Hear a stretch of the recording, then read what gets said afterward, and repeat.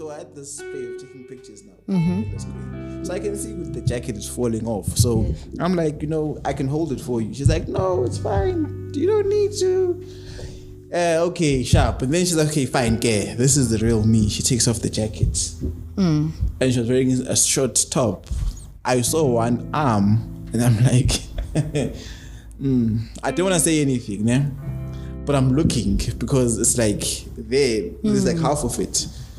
I'm looking, paying attention. I'm like, wait, I spent the whole day with this person not noticing until she was like, yeah, okay, so I don't have an arm.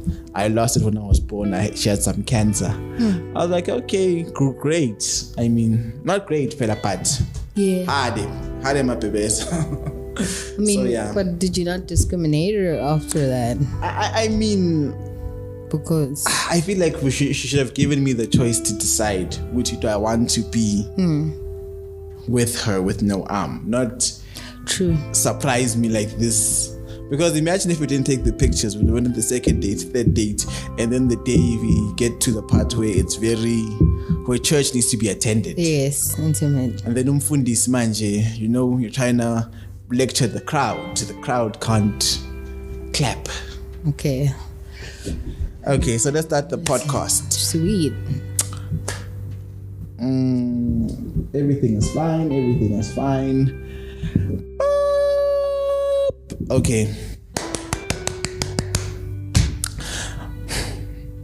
I don't know how I did that, but game.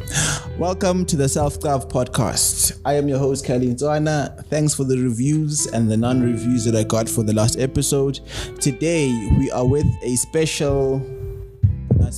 futuristic artist, but not so futuristic. Her name is not Rasta. It's uLasta.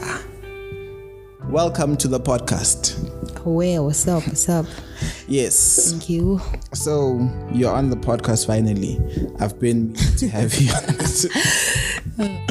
So, today we'll be talking about being content. Being content in the sense of holistically and probably unholistically, whatever that is. So, first question is, are you content with yourself? I mean, I think that's just a natural experience we all exist for, is to make every daily moment a moment to feel content, to be fulfilled, So yes, some days I am, some days I'm not. Reality. And what does content look for you? Different as well. Every time it's this depends in what area. You talk about my creative side, my personal side, my spiritual side, my mental side, because there's a lot of places as well that need a balance, so it's not just fulfilling one space but everything else. So I think that's why it becomes a challenge to juggle every single day and balance out all of that. Yeah. So what does content look like for an artist then? Let's just say musical, creative sense. What does it look like? I think for me it's more about feeling free to create the way I do. So having the freedom around the space of creativity and control of, what I'd like, what I'm creating to sound like, and having obviously working with the team and also trusting the team around you, but more than anything having your identity or perspective seen throughout and felt throughout, where you don't feel like you're losing yourself, because music is about collaboration. So there's certain spaces where I felt where I was brought on here because you were attracted to my identity, and when I'm there it's like you're trying to make me something else now in your perspective. So it's like the reason why I'm here is because of this, and I want to continue doing this, but you perceive me. But because you collaborate, you can always cross, but when you cross the line you also need to make sure you're still yourself. Okay. So for me, yeah. So has it always been this way for you creatively, or it has changed over time? And what could have, if it has changed, what has changed it? I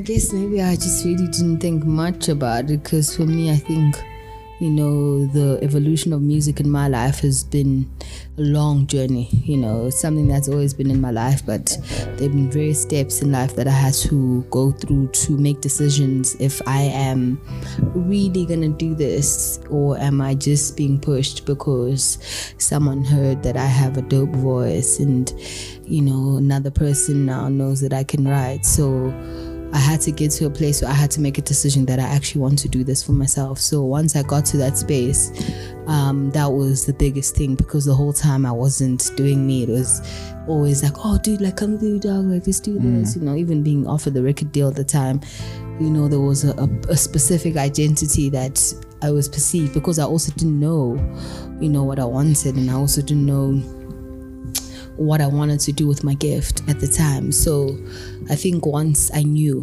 you know, and once I accepted it, things changed, you know. So yeah. You spoke about your music journey. Where did it begin, the music journey for you? I mean, the furthest memory I could go to is I'm probably like maybe 4 or 5 in preschool, end of the year, Christmas concert. I remember one of my friends was one of the 3 wise men, and I ended up doing an ensemble. Like I had to sing a song. I don't know why I was chosen as well. So I think for me that's the furthest blurriest memory I have of like being chosen to close a concert and sing the song at the age of 4 or 5. Oh, you know? the last performer.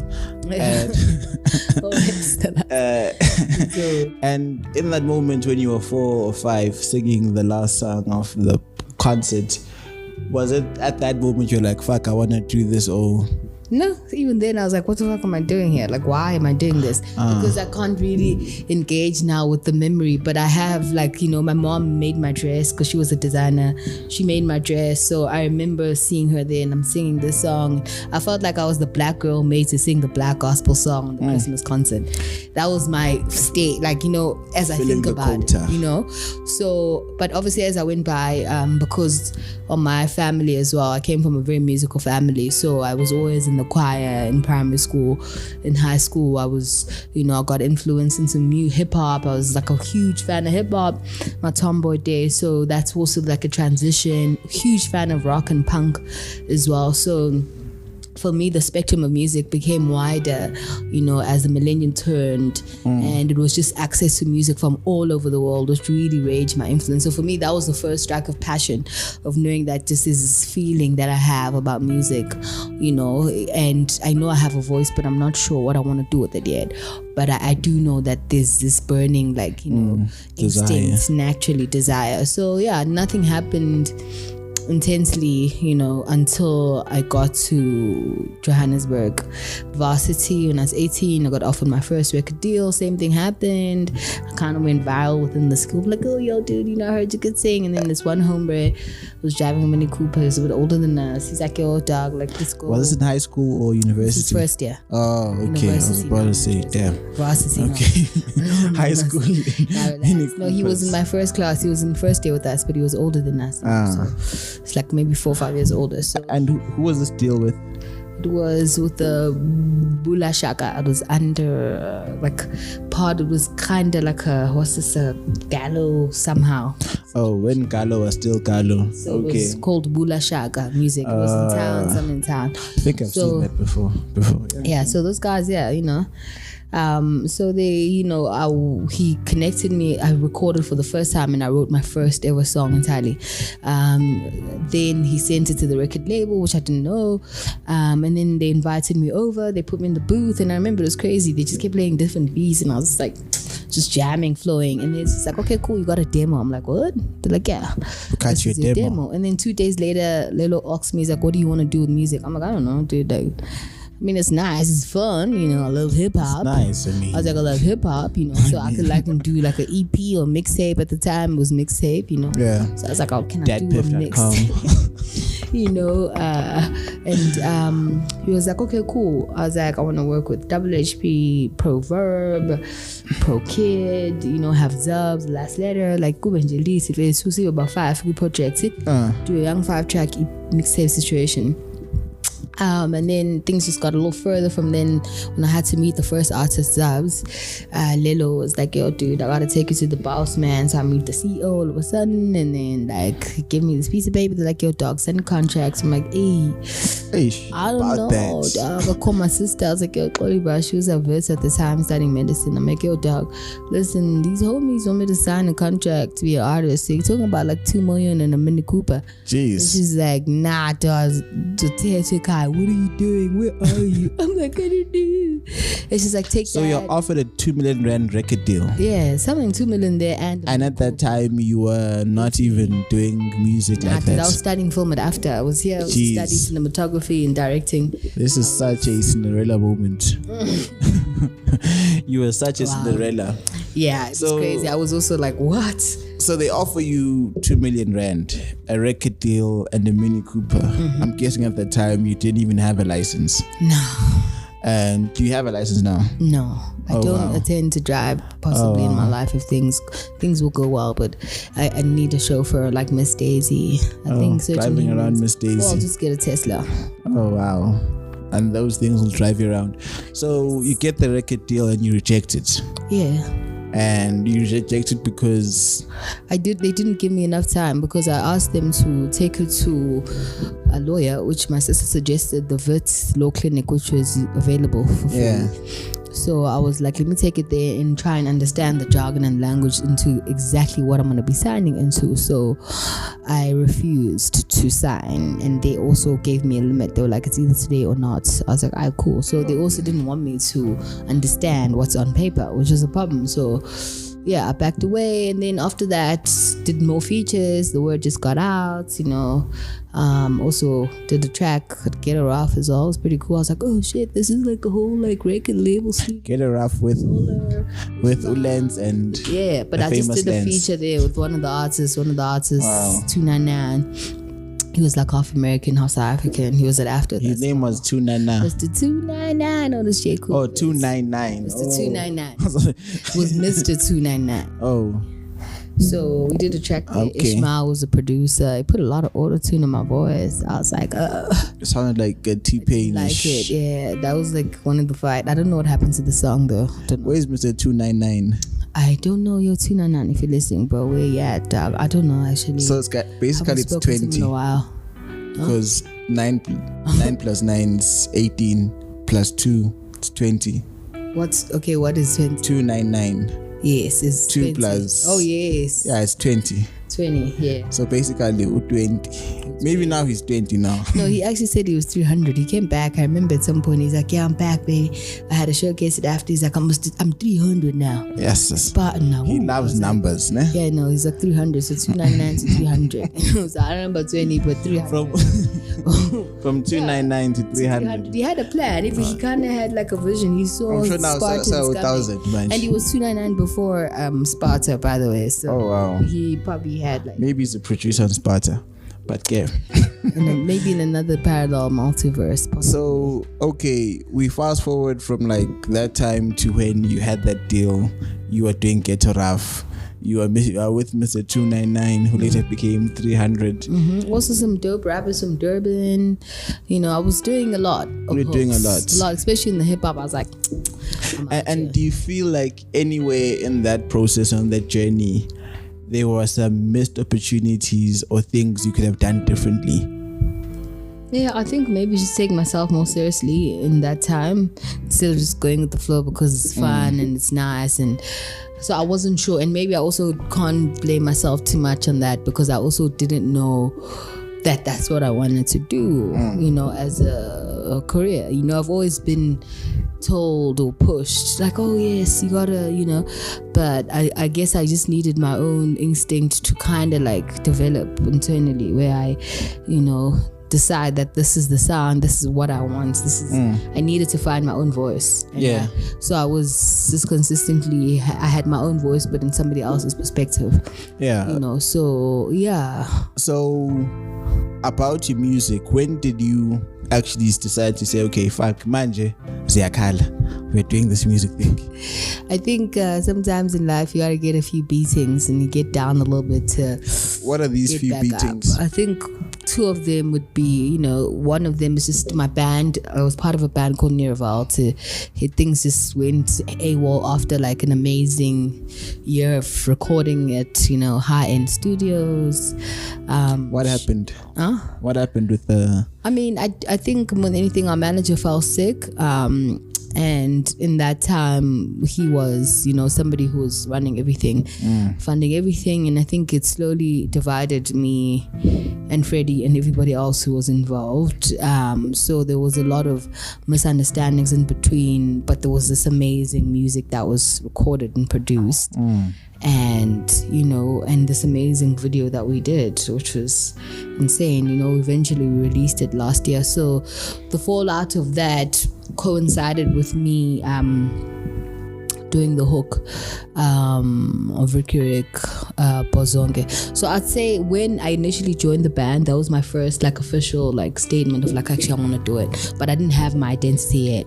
So when I joined Niraval, that was my moment of now I'm doing it, I want to do it. But I felt like at the time my identity was half-hearted or half-felt because it was a duo. Yeah. So can't really show a lot of myself when I'm sharing the stage with somebody else.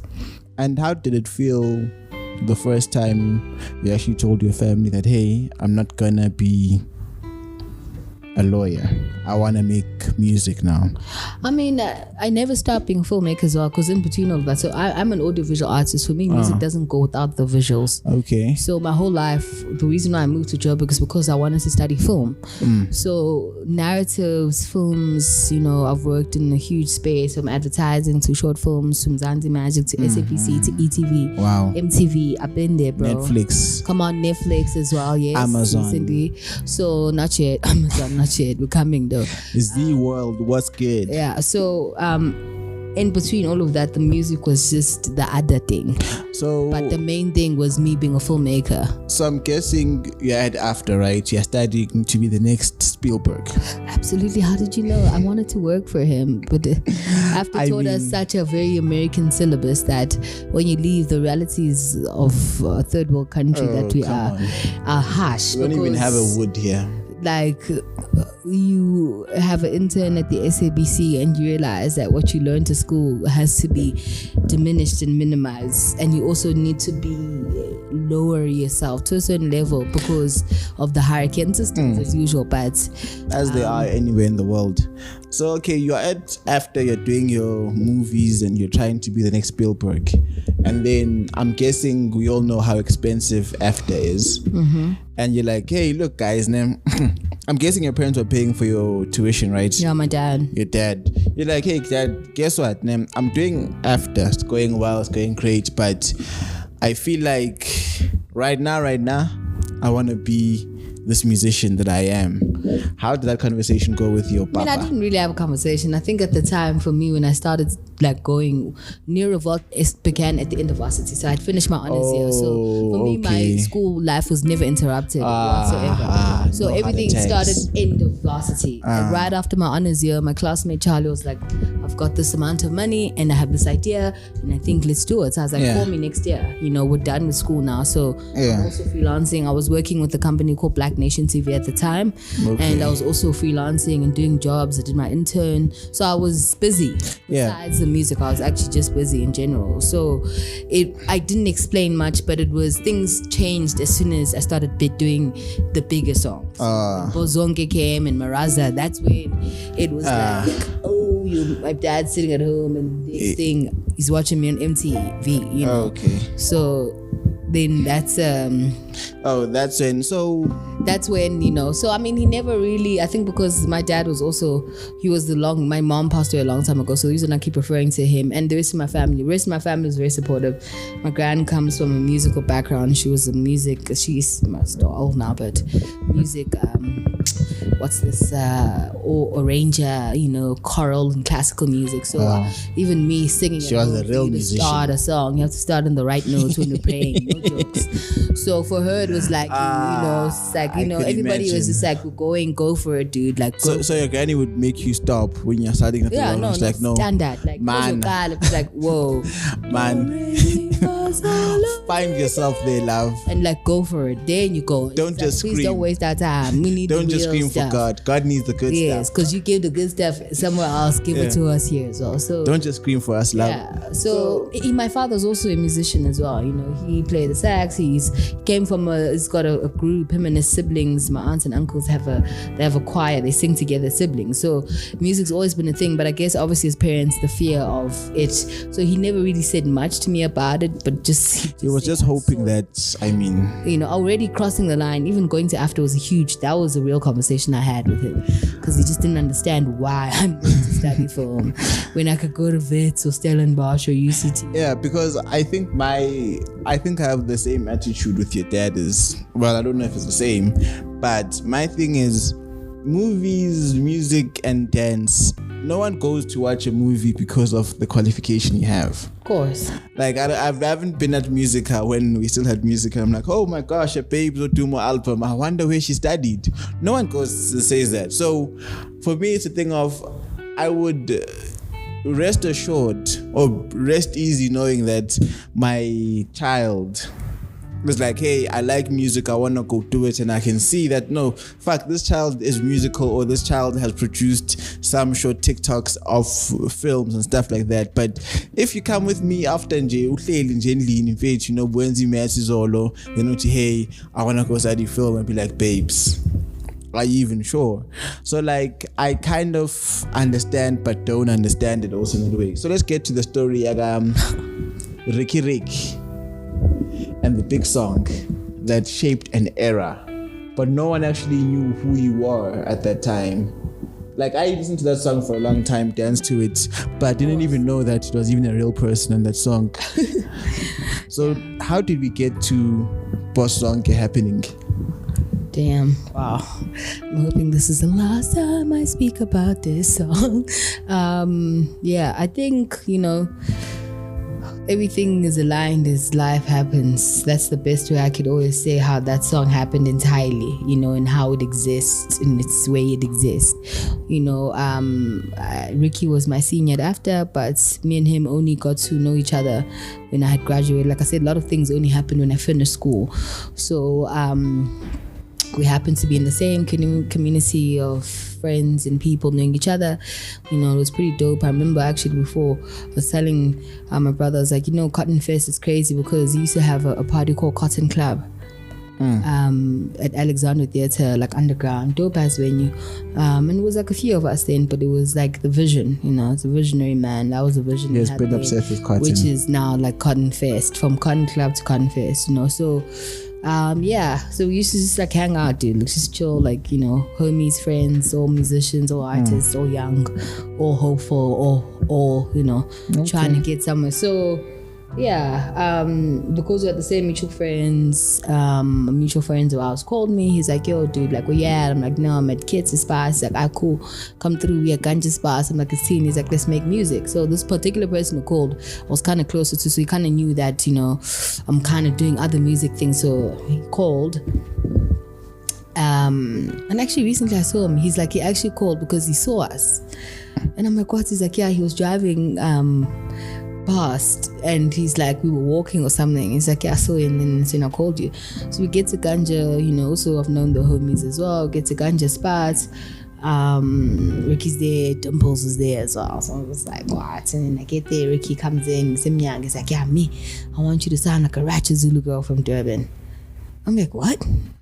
Hold on, like, you didn't call me. I'm like, yo, dog, snatch, it's teen fits. It's like, I feel too, you can tell me. It's like, well, I'm just like, but like, you call me, dog, like, what's happening? Like, you know, I'm a musician, right? I don't just do, you don't just pull up, you know, this is like pre-Babes Odumo as well. So it was just random, and this babe is giving us an identity exactly now. You know, so there's like, it was just the oh, you're not those girls. He was literally, that was what he was. Oh, no, minga, those vibes. That's exactly greatest time of my life. Like, I'm an artist with balls. Like, I'm doing some cool dope ass stuff. Did you read my EPK, love?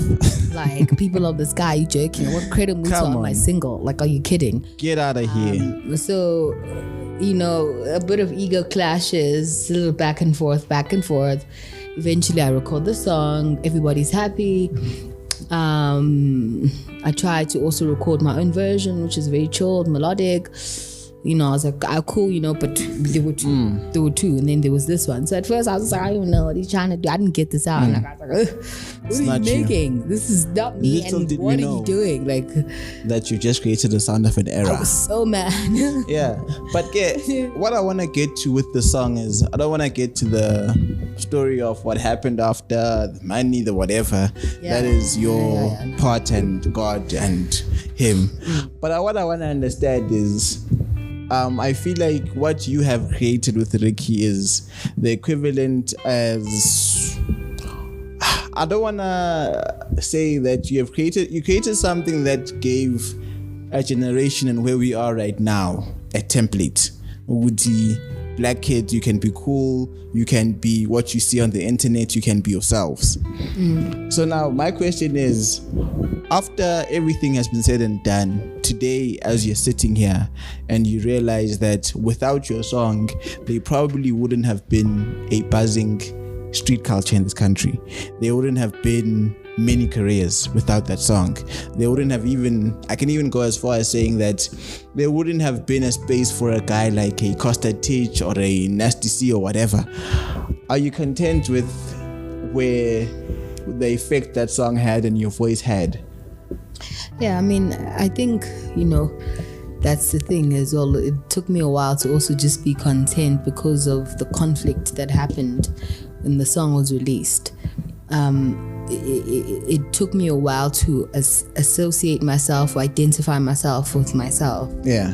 So I also had to, once again, I say it's always about burning, like Phoenix, burn and then you rise again. So at the peak of my loss, and I burned, my father passed away, I became a mom. My daughter was like 2 months old, so it was a lot. And then my sister passed away 2 months later with her daughter as well. So it was wild, so I just felt like there were a lot of things that I had to let go of, and let free, and I just needed that outlet. So that's when I reached out to Riky, about maybe 5 years after we haven't spoken. I don't know, dude, it was a long time, but so that was like basically the first level of me unraveling and reconnecting myself and with myself.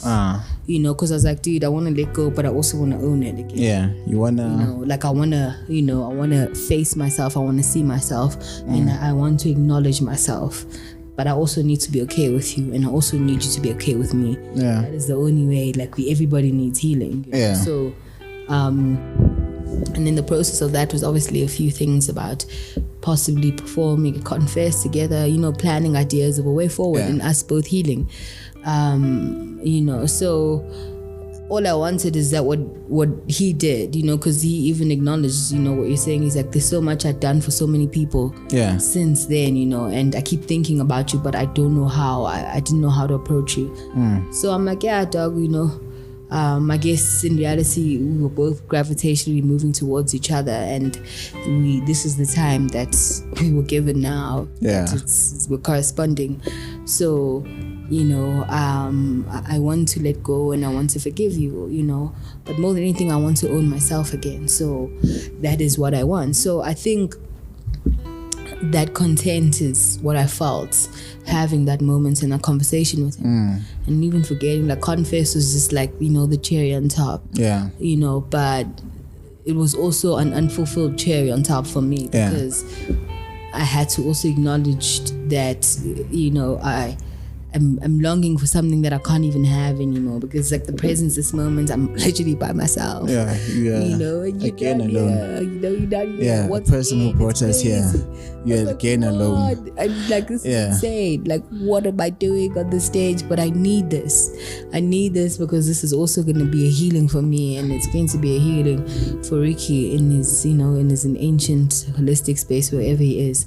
So I was like, clearly, like once he let me go down alone, down the aisle, but that was like the claiming, owning and taking back your energy, and and acknowledging the beauty we did together, and seeing the whole vision through at the end, standing there in that stage. It was just like, yo, dog, this is what you insane. Made. This is actually what we made together. I can't believe you, actually insane. And and I'm here, but I'm grateful Because in a way, that we both were cleansed, you know. So that's why this moment can be so peaceful and transcending for both of us, you know. So it was mad. So I think that's, for me, that is when I was entirely content, you know. So nothing haunts me, because for a while that song haunted me. Yeah, it was kind of a regret for you. You know, it was a nightmare. You know? So I don't have to associate that my voice with a low vibration anymore, and honor it. However anything ended up and how everything's ended, it was, you know, it's me. It's me. Yeah. So what I keep on hearing is there are many lowlights in your life. Like, you lost your mother, you lost your dad, you lost your sister, you had having a child is a highlight, and also could be intense all at once, but it was intense having a child. So, and also the song happened and things happened regarding the song. How do you keep on rising? Why do you? Because a normal person would have been just that person on that song who's sitting on the corner drinking a black label that being lapana. But what I've seen with you is you have owned your shit and you have risen again. Why? I mean, I think for me, maybe it goes back to my presence of my gift as being an artist, and why sometimes I even have to understand and think about that, what my gift of being an artist is. You know, it's always changing the story. So it's memory, but also changing the story. So that was even the conversation I said to Ricky. I was like, we don't have to actually finish it off this way. Let's change it, bruh. Like, it doesn't have to be like this. And like, all of it, we're all humans. You know, I also need you to forgive me as well, because we all carry energy, and when you feel particular about something, that energy corresponds. So I think for me, that is, it's the consistency of hoping. You know, there's this one song which is crazy, even in Varsity, John Mayer, very racist, but I love your music though, John. He's racist. Apparently he is racist. Damn. Like, I read some stuff about him. He says stuff about Johnny, black women. But yeah, I think I remember he said something on Complex, I think. Yeah. So Mara Johnny. No, so Johnny is, you know, some of his words which I think inspire me, because for me everything resonates around. I loved his last album. My gift as an artist. So he's like, pain throws your heart to the ground and love turns the whole thing around. Though it won't all go the way it should, but I know the heart of life is good. What song is this? I hate to see you cry, staring there in that condition. It's Heart of Life. Pain throws your heart to the ground. It's a beautiful song, but it's basically, you know, at the end of the day, there's a heart of life. For some reason, I still have a belief. Not even belief. I know that there is a good. There's a good essence, the goodness in the heart of life, that it is actually good. It is pure it's pure. As it is, you know, everything is good, because it's just the balance. Like, you know, I was watching this one video, I don't remember what it was, one of these groups I follow on the gram, but he was explaining, it made me think of the Matrix with Neo, the blue pill and the red pill, and he's like, you know, inside every human beings, we both have a yin and a yang, these two snakes that are literally dancing like side by side, you know, and after some time, you know, they're dancing or opposing each other, and when you leave physically, when you die, these two snakes, the blue and the red snake, they dance in synchrony together. That's when you have the yin and the yang, and there's a synchronization. So, you know, there is obviously, you know, day and night, good and bad. That is just the system of life. But the core of it is always keeps coming back. The sun keeps rising, you know. So I always like, so I'm like, oh, you know, man, as long as, you know, the sun keeps rising, this it rises purple, then I need to be worried, you know, and start giving up. So that is my, you know, inspired by, you know, arts, is that, you know, we create because I guess sometimes it's like umngoma as well. Yeah. You know, like Credo Musa speaks about his life, cool, and he's like, I lived a very difficult life, you know, but I understand that, you know, the difficulty that I'm living as well, at the end of the day, will, you know, reap the rewards and benefits for the next future generation. You know, so I'm breaking many rules by sharing, you know, secret codes and secret information of Umngoma, but I know that my people are screwed, so I can't just bounce and live in this world and not share the truth. So for me, that is one of those things, is to be alive and to try and fight every single time, you know, and to know that, yeah, man, you can still change the world every single moment you have, you know, you still can. So yeah, for me, I'm not trying to be starting a revolution or anything like that. I think my work, my artistry is the answer to that. That is where I revolt. Yeah, so I see a lot you are into Credo Mucho. Have you met him before? Yes. And how was that experience? It was out of this world. It was insane. But it was also in this world at the same time. I wouldn't lie.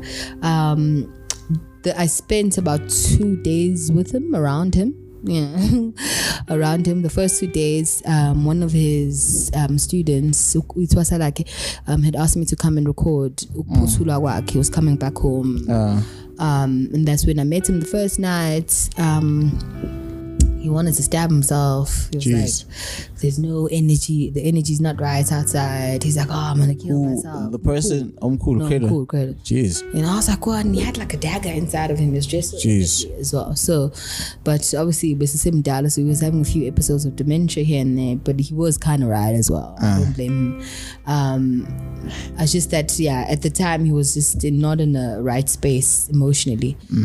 So I also got to spend, after the whole ceremony, I came back on Sunday, and that's when I found him chilling. He was sitting on the couch, holding this huge ass gold anchor bar. Wow. That had Egyptian hieroglyphic writings at the end of it. Jeez. So he's dressed in this Maasai cloth, Nike kicks. Wow. So random. I know. And his wife, Mom Virginia, was looking so beautiful. She was dressed in, for me, her piece was the most interesting one. She was wearing a white cloth over her, tied up just like old, like Catholic woman, and then it had Nkulu's painting in it, and it had this picture of mountains, Bethlehem, and this like black Christ man with woolly hair, and it was like Jesu Nsutu, Jesu Christ was in Nazareth, but it was Nsutu, something like that. But it was this beautiful piece. But so when I got there, we just gotten rights to use his voice for our first single with the band I was in called Near Revolt. The song was called People of the Sky. It's called People of the Sky. Is Amazulu. So yeah, I was there. I had gotten permission from the family and from him as well. So we walked in. I was there maybe with some 6 of my guy friends, and we all just sat on the couch. We sat on the couch and nobody said anything. And I remember his granddaughter's words in my head while I was sat there 15 minutes and freaked out, not saying anything. She was like, listen, you're probably going to have an issue trying to talk to him, but you'll hear. He'll tell you exactly what you need to hear. So after like 20 minutes in, I'm like, yo, I'm getting high. I'm being cool. I just want to say thank you for giving me permission to use your voice and your work. And I'm here with my friends. Okay. And then after that, he's like, sit down, and we started laughing. He started speaking. And he started laughing. Having a conversation. Beautiful. Actually, we were just listening. It was like an old storyteller. Do you wish you could have recorded it? My friend did. I wish I did, but I didn't want to, because I didn't want to. You wanted to be in the moment. I wanted to be in the moment. But my friend, the city, don't know if he still have it. I doubt it though. But he recorded a voice, the sound clip of it, the whole thing. So how do you feel about death? I had to ask that. I mean, I just buried my grandfather 2 days ago as well, so I think death has been very close to me for quite some time. Are you afraid of it? I mean, I think most humans are. We're afraid of what we don't know. I am afraid of it. But what is the part that you fear? I think the part I fear the most is just my physical element. I fear for my body, but not for my spirit. I think, let me be precise. So I have the comforts, as I was explaining, I have the comforts of knowing, even if in my death, like hallucination, that my mother will be there on the other side, you know, like the comfort of, you know, those who've died for me will be there to accompany me, or I'll be, you know. So for my spiritual space, I am not afraid. I'm not going to lie. You look forward to it? I mean, I don't say looking forward to it, man. It's lit on earth. It's lit on earth. So like looking forward to it. But when my time comes, it's gonna be the next step, and I am looking forward to it when the time comes. But right now, it's lit on earth, you know. So we've got a lot of work to do on planet Earth as well. So it's just for me the physical matter. Yeah. Always like, I think more than anything, it's like, you like how am I gonna die? No, it's not even that's like how. How do you want to die? I don't know. I keep thinking about which way I'll be okay. Like, do you wanna feel it, or you just want it to happen? I don't want pain. Okay. And I also don't want to choke. So you wanna get shot I always in the head? Is that the quickest way to go? I feel like it's quick, because if it hits your brain, pelid. I want the quickest way to go, basically. Chop your head off. Done. Yeah, the quickest. Okay, I don't know about that, but the quickest. I mean, it depends. If I could get a really good blade and you need to shoot me once, and in 30 seconds I'm gone. Shoot you once and then choke for 30 you. seconds. Then choke you literally to No, I don't want to suffer. I don't want to choke like that. I want to just go out. So would you? I don't want to lose my air. I don't want to feel like my air is going. Like, I want to be just. Do you prefer dying? Do you prefer getting your family ready for your death, or like it happens suddenly? No, suddenly. Have you ever thought of suicide? Suicide? Yes, I have thought about it. How close were you to it? Never anything. It was always like in the head. Oh, it's like, I'm so happy I want to die. No, oh my God, no, of course. Like, it's just like not on an extreme point, but just I feel like most humans have. I think it would be lying to ourselves if we're gonna say, I've never thought about leaving. You know, I think it's just certain circumstances. You find yourself in moments where you feel like, hey, that could, if I was not here, maybe things would be better. I think that's more of the vibration I've had around suicide. But I'm chicken, man. Do you think you're afraid of it now versus when you were a kid?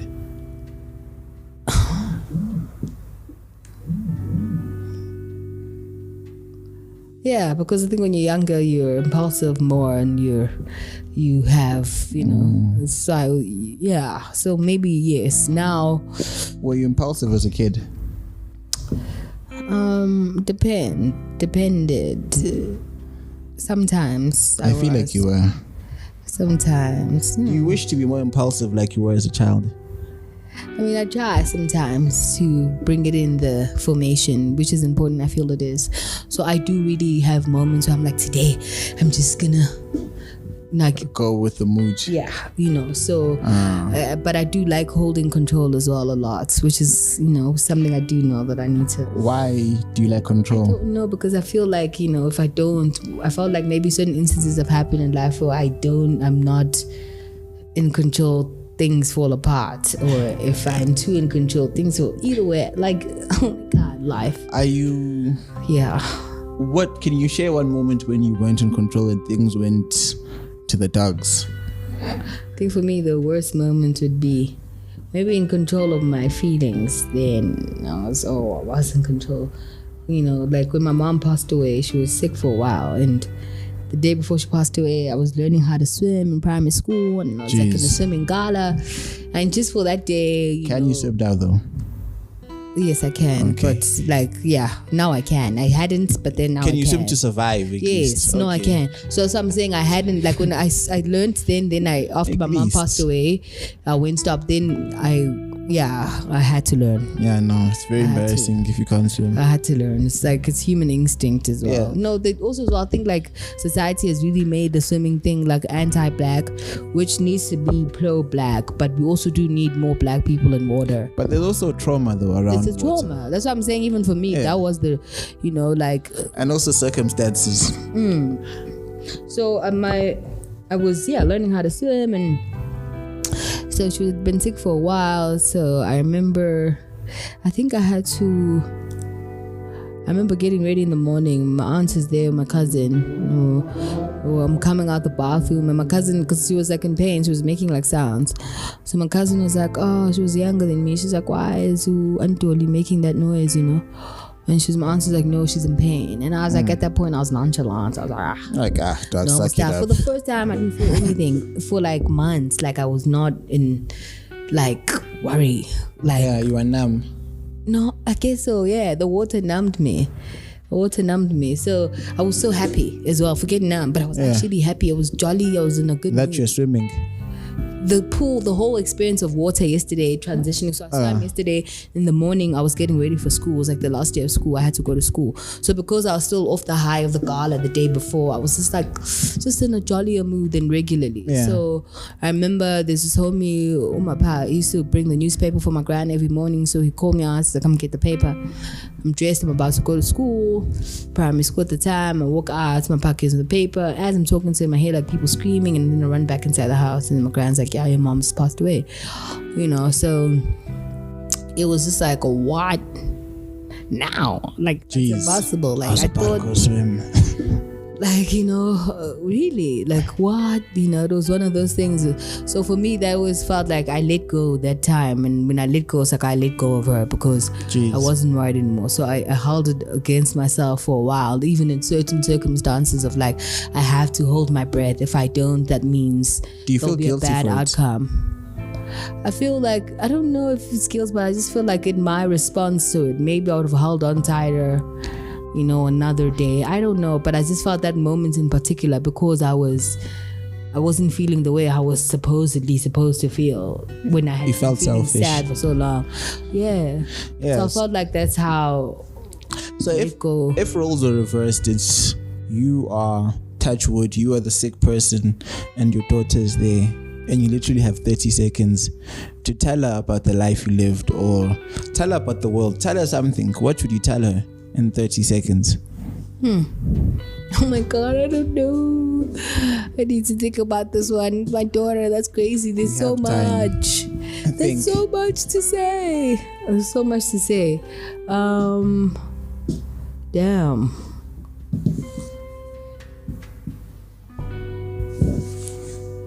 Wow. Oh God. 30 seconds is very short. I'm just trying to figure out, like, how can I put it all in one? In 30 seconds.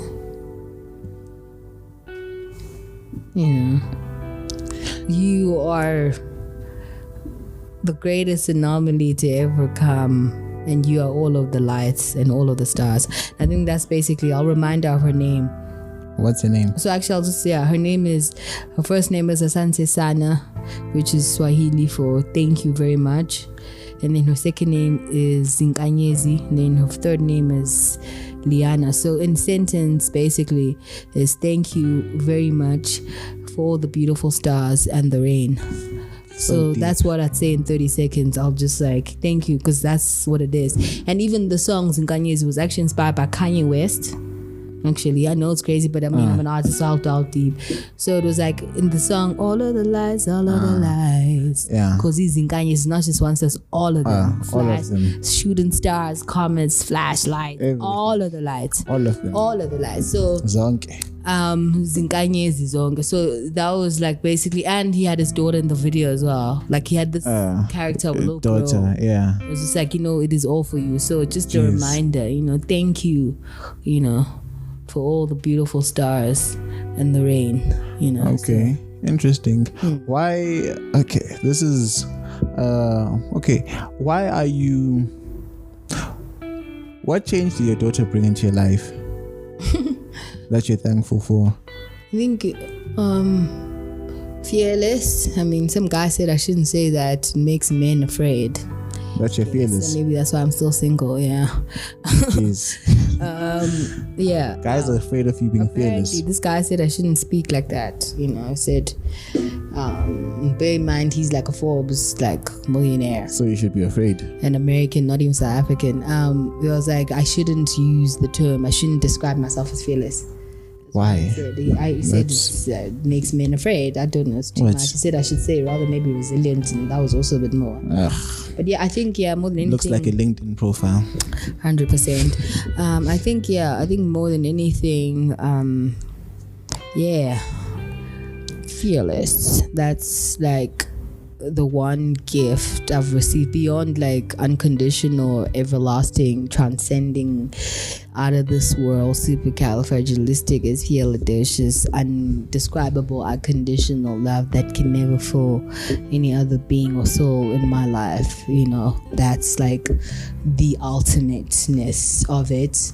And like fearlessness, that's what I got, because I think when you transcend, when you carry yourself and you carry your whole life, and transcending the life as well afterwards is something else. So I broke a lot of my own stereotypes, and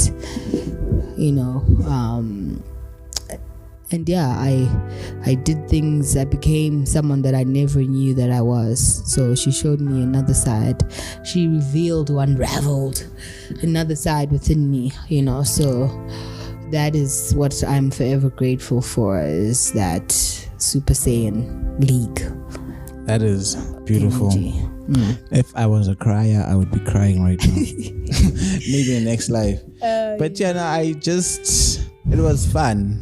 That is where we will leave today's session with uLasta. Thank you so much, guys. It was fun talking to you. I learned a lot, and before we even recorded this, we were having a conversation before, because electricity was gone. Yeah. And it is nice to hear about the artistry, because I feel like artists are the most neglected resource that we have in this country. And on that note, I want to say to my listeners, listen to uLasta. Where can they find your music?